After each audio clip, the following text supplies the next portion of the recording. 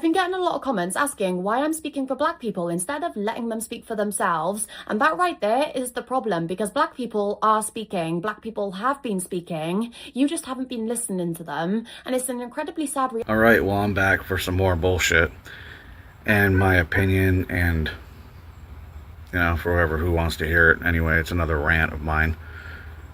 But I've been watching a lot of stuff on TikTok, and Black Americans, the goal is to make you slaves again. And I can't be the only one that sees this. If you look at the 13th, 14th, and 15th Amendments, they're being repealed in reverse order. So where do you think this is leading?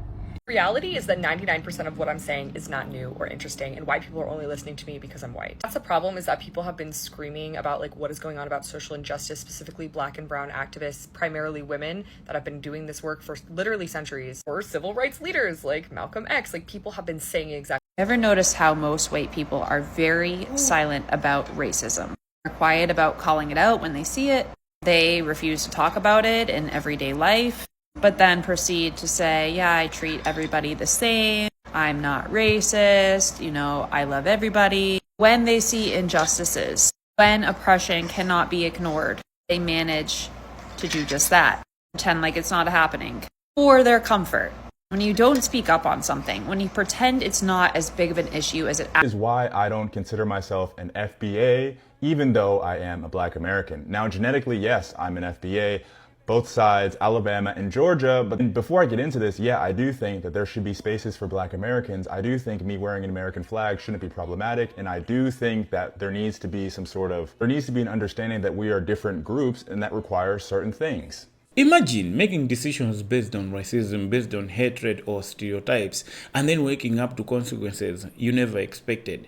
Now, some of the people in this video are making serious claims about what is happening in America, from racial tensions to immigration, voting, the economy, and the growing anger among ordinary people. But here's the uncomfortable part. Some people say these problems were warned about long before they became impossible to ignore. But many people ignored deliberately. Many black people warned about this. Many people from white community also warned about this, but they can't listen to black people, until it was too late. So others say people ignored warnings because they came from people they already disliked. A black person can never warn us, can never tell us anything, or because stereotypes made those warnings easier to dismiss up until here they are. So anyway, let's watch the video all the way to the end, and then we can come back for more or commentaries. Please, as we watch, let's look at the main message, because our discussion at the end will be based on that. If this is your first time, please subscribe. Otherwise, let's watch, and I will see you later for more commentaries. I've been getting a lot of comments asking why I'm speaking for black people instead of letting them speak for themselves. And that right there is the problem, because black people are speaking, black people have been speaking, you just haven't been listening to them. And it's an incredibly sad reality, but white people tend to listen more readily to other white people than they listen to black people. It's gross, it's ignorant, and yes, it's rooted in racism, whether people admit it or not. Because black women have been talking about this Brighton case from the very beginning, their discomfort, their distrust, their fear, their historical context behind why these stories feel so deeply unsettling to them, and instead of actually hearing them, people dismiss them as crazy, dramatic, conspiracy theorists. But then a white woman says maybe we should listen to black women, and suddenly everybody can hear the conversation loud enough to get angry about it. And that alone proves the point, because the issue was never that black women were silent. The issue was that too many of you only start paying attention once the message is coming from somebody white. And honestly, it's pathetic, and that should embarrass a lot of you. Working class or middle class American, I truly hope from the bottom of my heart you are paying attention to what's happening right now. What we are about to experience over the next 3 years, and what's been happening since 2020, will never happen again in our living history. And the fact is, most people are paying attention to the wrong thing. They're fighting left and right. And remember, the left and right, the divide is for us, not for them. Billionaires aren't fighting back and forth. Since 1971, we detached from the gold standard. The wealth gap has become absolutely massive. Our productivity has increased and our wages have not kept up. Assets have skyrocketed, the wealthy have gotten wealthier, and the working class have moved down to the working poor. And this is about to become much worse. Money does not move down. They make you think that. Money moves up. Money is just energy. It's just vibration. There's no real money in the system. And this is not our grandparents' and parents' economy. When our grandparents and parents were growing up and when they went into the economy, we had a positive debt to income ratio. The same levers that they pulled back then will not work now. The reason why is around the world we have a global debt crisis, we have overvalued stock markets, and basically everything running through the system is fake. It's just debt, it's just credit. So for the last 30 years, money is built on basically 0% interest rates. So a lot of the brokers, companies, and infrastructure you see is built off 0% interest rates. So if everything's built off 0% interest rates and cheap money, and the stock market's valued at 70 trillion almost, 69, 70 trillion, and GDP is 36, there's a lot of fake money and a lot of fake companies that are about to pay the... Is why I don't consider myself an FBA, even though I am a Black American. Now, genetically, yes, I'm an FBA, both sides, Alabama and Georgia. But before I get into this, yeah, I do think that there should be spaces for Black Americans. I do think me wearing an American flag shouldn't be problematic. And I do think that there needs to be an understanding that we are different groups and that requires certain things. The reason why I'm not an FBA is because I feel like a lot of them lack a charity. They're also so harsh. Like anecdotally, in my experience, interacting with Africans going to school, like if you went to school for a STEM related degree, you're going to come across a lot of Africans. It's been fantastic. At my first internship, a Nigerian guy literally found out about me, put time on my calendar, and gave me information about the job. Whenever I was crashing out about internships and post-grad jobs, a Senegalese guy put me on game. There have been countless times where they've gone out of their way to help me, even though I'm proudly Black American. I wear an American flag everywhere. I don't hide it. I'm not DL with it, with respect. Now, do they have their own culture and their own celebration? And sometimes it's kind of awkward because I don't really understand some of the stuff. Of course, just blindly hating people, it actually doesn't make any sense. Whether you like it or not, we are genetically African. Yes, some of us might have like 20 to 15% European DNA, but looks-wise, we look very similar regardless of what you say. So I think this blind hatred for Africans should stop. I don't think they're intentionally problematic. I think that they just have their own culture and they're not afraid to express it. We have our own culture. We shouldn't be afraid to express it, but we don't have to hate each other and we don't have to lack charity. The thing that I really don't like as well. I go on Twitter and I see people making fun of, African kids that are starving, African people that are dying. That's just depraved and disgusting. And if you're like that, I don't want to be anywhere around you. All right, well, I'm back for some more bullshit and my opinion and for whoever who wants to hear it. Anyway, it's another rant of mine. But I've been watching a lot of stuff on TikTok and Facebook and whatever, and I've noticed people are getting very angry. Mentally unstable people. This economy is making people do things that they've never been doing before. And it's getting kind of scary. And the anger that I feel sometimes, and just the way I feel, I literally hate everything and everyone sometimes, and I'm just like, I don't know if anyone else feels like this, but holy shit, man. If you're not a millionaire or a billionaire, you really don't mean shit in this world right now. I gotta be honest. Those rich are the only people who they really care about right now. So I hope you guys all know that. And if you don't know that, anyway, you know where I'm going with that. But you're going to see a lot of fucked up shit going on here. The anger's coming out, people, and it's only going to get worse. These people need to figure this out. We need to figure something out as the people. There's a lot of us on here, and there's a lot of people in the world. We need to figure out how to fix this situation that we're in, because we are all in big trouble. Black Americans, the goal is to make you slaves again. And I can't be the only one that sees this. If you look at the 13th, 14th, and 15th Amendments, they're being repealed in reverse order. So where do you think this is leading? The 15th Amendment is the Civil Rights Voting Act. And a couple of weeks ago, parts of that have been repealed. You see, currently, gerrymandering is legal again. So it's taking away voting possibilities. And for those who can vote, it's not going to matter because of the gerrymandering. It's going to neuter the power of your vote. So that's the 15th Amendment. 14th Amendment. What is coming out of the White House right now? Birthright citizenship to be repealed is on the table. And it's going to be done under the guise of foreigners coming over here to have babies. So that's what's going to push it through. Well, we can't have these foreigners having babies and their babies are citizens because that's, they're not doing it the right way. Yeah, but they don't tell you that, yeah, that same birthright citizenship would apply to everyone. And it could be taken off the table for everyone, but it won't be. But it would certainly be taken off the table for Black Americans. And I think the trade-off would be, okay, y'all get back out in them fields, and that'd be your citizenship. You can get citizenship if you get back out there and pick that cotton. You and your kids. You don't do that, you're deported. Oh, you don't know what country you're from? Oh, well, you're out of here. So that's the 14th. So what's the 13th? The 15th is being repealed. The 14th is about to be. It's already on the table. The 13th Amendment abolished slavery. That's gonna be gone. I know people are like in this phase of they just don't believe in it. Nothing bad is gonna happen. Oh, it's not gonna get worse, or we'll the next election it'll be different. Do you know what gerrymandering is? It neuters your ability to vote. So already, if certain people won't be able to vote, then the people who can vote, they're going to be gerrymandered. Your vote ain't going to count. I can't be the only one seeing this, right? I don't hear anybody talking about this. It's so strange. So my question is, what are you going to do about it? Pray to Jesus? I see that as unwise because he'll do the same thing he did when your ancestors were slaves, which was nothing. Am I tripping? Or, I mean, to me, it's plain as day. It's like, okay, here's the pattern. And this is the ultimate end to that pattern. This is the goal. But hey, who am I?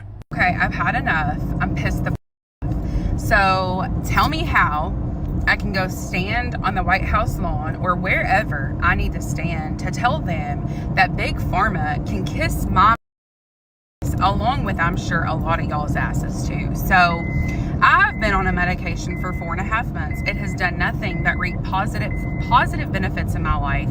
I get it compounded because of Big Pharma. I paid $220 out of pocket to have it delivered quite literally to my front door because the compounded pharmacy is like, I don't know, 4 hours from my house. And you mean to tell me that Big Pharma is like, nope, you can't get the medication for 1/4 of what it's going to cost you to now have to get it filled at a pharmacy for over $500 a month? Or you mean to tell me that someone I really love and would hate to see something happen to is a type 1 diabetic, and their medication is either number 1, not on the shelf, or number 2, their $500 a month premium and insurance doesn't cover the medicine, but they have been for the last 12 months. And this quite literally is a life-saving medication for this person. Or you mean to tell me that the home that I pay $1,200 a month in rent for, that is quite literally under 1,100 square feet, would have sold for $90,000 maybe 6 or 7 years ago, and 2 houses next to me within the last 3 months sold for $190,000? Or that my 3 bags of groceries today would have been $25 in 2020, and it quite literally was just $99 for 3 bags of groceries? Or my 2010 Honda Accord being $55 to fill up, and just, I don't know, 18 months ago, 2 years ago, it would have been $30? How the is this world set up for any of us to succeed? How? And I would almost venture to say, for the area that I live in, I probably make well over what your average person is making, especially for a single income household. And I'm over here struggling.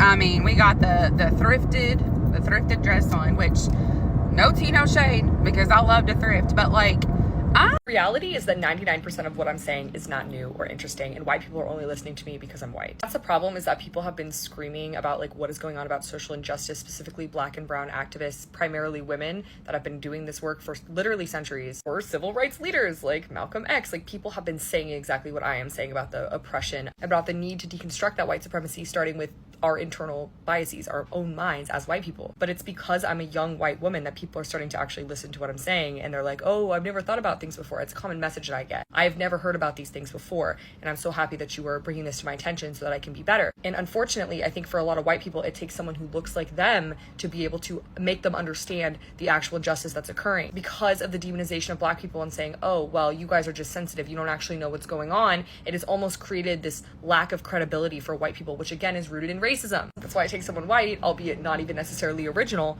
to say these things so that it gets through. There's a lot of originality in some of the things I'm saying, but overall, this is not original stuff. And so you should do your research. My buddy works in Dallas, Texas, and he works for a bank. And he said to me, Drayton, we have so many houses that we could close in foreclosure that we're not because we don't know what to do. We literally have thousands and thousands and thousands of homes we could close on tomorrow. We could foreclose tomorrow. There are some people that haven't made a payment in over a year. He goes, thousands of people haven't made a payment in 6 months. But the bank doesn't know what to do. The bank's like, if we close on all of them, we put the people out, we don't have people to put in the houses. So now we have empty houses. So banks don't know what to do. That's how bad it is. Just in the Dallas area. I'm not talking San Antonio, Austin. I'm talking about just the Dallas-Fort Worth area. Thousands of homes that are way behind on payment. Payments haven't been made in over a year. And the banks are not foreclosing yet because they simply don't know what to do. They have so many that they don't have a plan on what to do if all those thousands of houses were empty. That's how bad it's getting. And this is just the beginning, because sooner or later you got to get the people out of these houses. And this is going to cause a calamity, and it's literally a ticking time bomb. When does it go off? This month, next month, 6 months from now? I don't know, but I can promise you this is the same situation in Georgia, Tennessee, Florida. Yeah, it's going to get really, really bad. Ever notice how most white people are very silent about racism? They're quiet about calling it out when they see it. They refuse to talk about it in everyday life, but then proceed to say, yeah, I treat everybody the same. I'm not racist. I love everybody. When they see injustices, when oppression cannot be ignored, they manage to do just that. Pretend like it's not happening for their comfort. When you don't speak up on something, when you pretend it's not as big of an issue as it actually is, you say, I'm a good person, I treat everybody the same. So what these other white people are doing to harm and oppress other people has nothing to do with me, so I can stay quiet and just allow it to happen. That is prioritizing your comfort over justice. That is what's keeping this whole system that white people designed alive. This whole racial hierarchy. When you are scared of rejection from other white people, if you're scared to talk about these things, if you're scared to be vocal, if you're scared for people to cut off contact with you or to remove you from a friend on social media, if you're scared to be scapegoated yourself, you are fully responsible for keeping the system alive. The injustices that people of color experience are your fault, just like the rest of the majority of white people. You are not better than someone who is racist themselves because you allow it.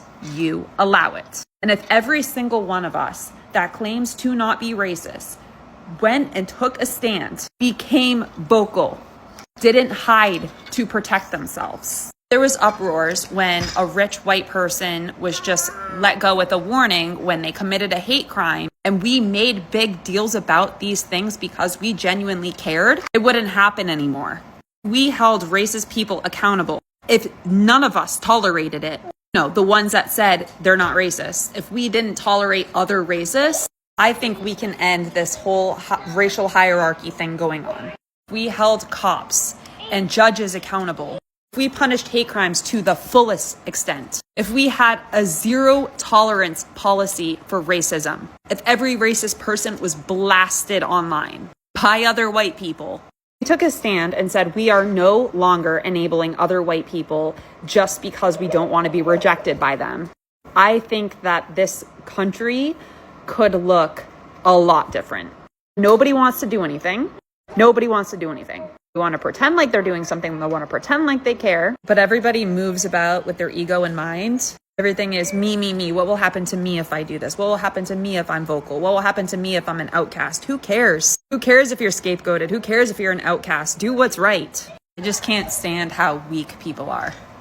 A horrible morning for the economy. The economy just got hit with a massive gut punch. In July, the United States economy lost 23,000 jobs. For perspective, economists predicted that the economy would gain 85,000 jobs. That's a 100,000 job delta right there. It is the third biggest month for job losses since 2020. The unemployment rate actually somehow fell to 4.1%. But not just that, the June job market was revised down another 37,000 jobs. Economists are calling these numbers a, quote, big kick in the guts, because we are actively losing jobs in a stagnant economy. Americans can't get a job, let alone a good paying job. And the jobs that are open and that are hiring right now, you have hundreds and hundreds, sometimes thousands of applicants for one role. So, after watching everything we had, maybe we can understand the topic of our context, that the white Americans regret not listening to blacks, but it's too little too late as black people are silent. Now, that's a powerful statement. But now, this is not to say every white American ignored the black voice. Not at all. There are some people who did otherwise. So, it's pointing to something much bigger.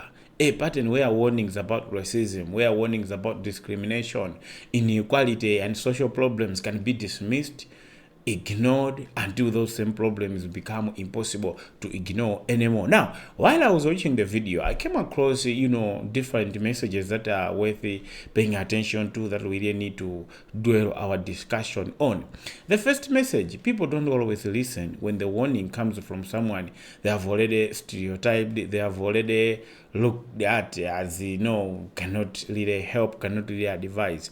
And I mean, that's where racism becomes so dangerous, because if you have already decided that someone's opinion doesn't matter simply because they look like they are black, okay, look at their skin color, you might reject the message before you even hear it, because you may just have that stereotype that who is a black person to tell me.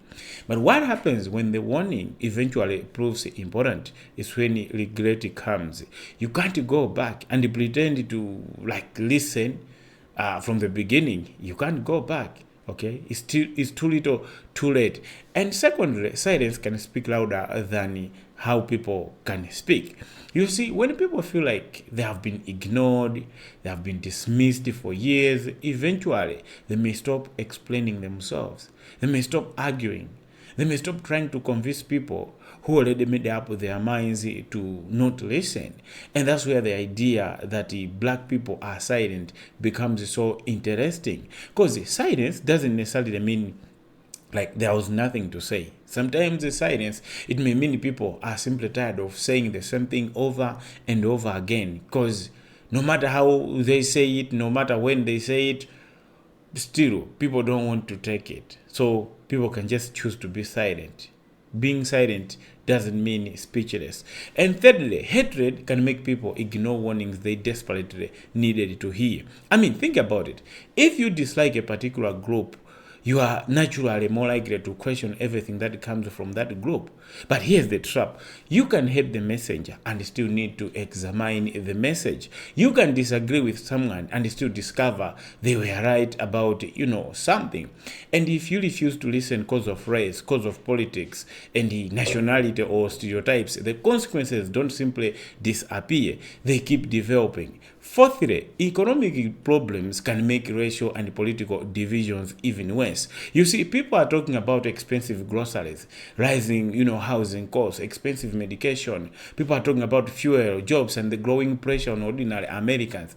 And I mean, when people are struggling financially, that frustration, that sort of desperation, that sort of panic doesn't just stay inside the house. It spreads, It spreads. People start looking for someone to blame. Immigrants, minorities, politicians, corporations, wealthy people, these elites, even each other within their own family. But here's the problem. When frustration turns into hatred against an entire group, the real problem can become even harder to solve. So I hope you get what I mean. Now, moving forward, the last message, maybe that's the biggest lesson in this. Don't wait until it's too late to listen. Because once people realize they ignored something so important, something that was supposed to be listened to, regret doesn't change what already happened. Yes, you can regret. Yes, you can say sorry, but some things cannot be changed. You can't rewind the conversation. You can't go back and then hear those warnings with fresh ears. It can't happen. You can't undo decisions made because of racism, made because of hatred, stereotypes, or political loyalty. And that's why this conversation goes beyond Trump, Democrats, Republicans, and any other party. It's about something much bigger, how people respond when the truth comes from someone they don't want to hear. Now, we don't have to agree with every claim in this clip. We don't have to agree with everything these guys are saying. No, we don't have to accept every prediction. We should question, okay? We really need to question them, investigate them, and look after the evidence. But completely shutting people out just because of who they are, I mean, that's where things really becomes so dangerous. Because maybe the real tragedy is not that people eventually discovered something was wrong. Maybe the tragedy is that they were warned. Simply, they chose not to listen. And now, when the conversation is finally getting louder, okay, it's becoming more visible, it's big enough to hear, some of the voices that were warning about those issues may no longer be interested in explaining themselves, like, oh, we told you, oh, it cannot be like that. So that's the part maybe which is worth thinking about. Because when you spend years saying, we tried to warn you, eventually you may reach a point where there's nothing left to say. You just let them to maybe observe, and then maybe they can discover it for themselves. And by then, regret can come very easily. But listening can come maybe too late. So anyway, I don't know what your take is after listening to everything that was discussed in the video. I love that you came to watch the video. See you next time, and I'm proud of you.